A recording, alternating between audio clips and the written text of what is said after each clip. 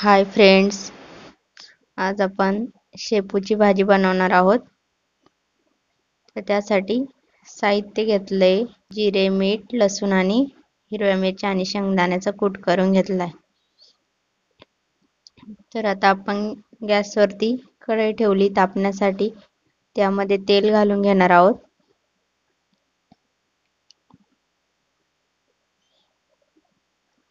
तेल चांगलं असं गरम होऊ द्यायचं. गरम झाल्यानंतर आता आपण त्यामध्ये लसूण घालणार आहोत.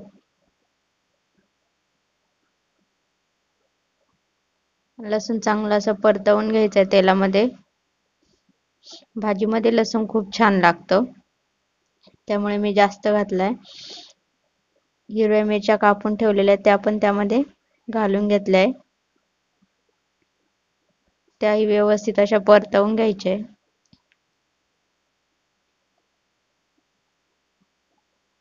त्यानंतर थोडेसे जिरे घालून घ्यायचे.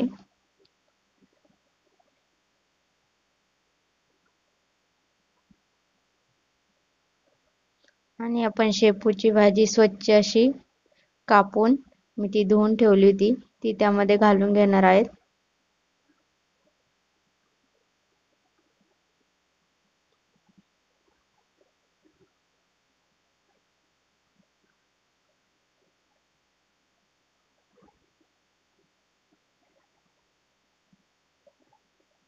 नंतर भाजीला चांगलं असं व्यवस्थित परतवून घ्यायचंय.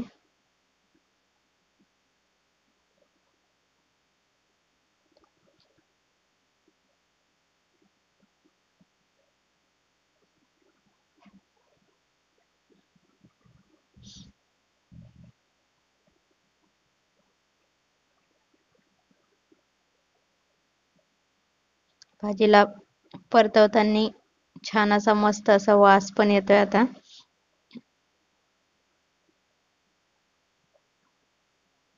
आपली भाजी परतून झाली, तर आता आपण त्यामध्ये थोडंसं मीठ घालून घेणार आहोत.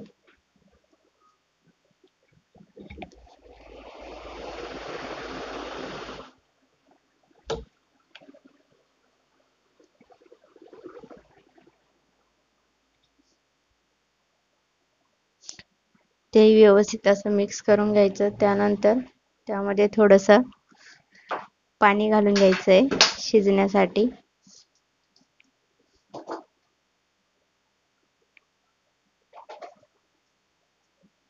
आणि नंतर त्यावरती झाकण ठेवून द्यायचं आहे,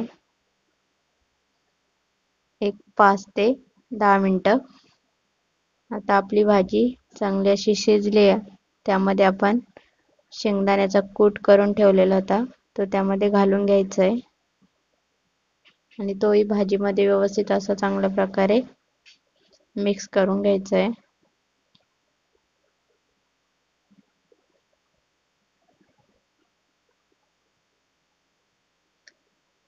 मिक्स झाल्यानंतर पुन्हा 5 ते 6 मिनिटं गॅसवरती त्याला भाजीला झाकण ठेवून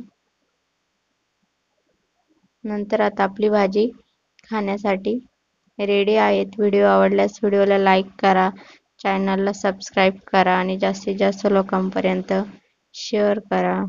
थँक यू.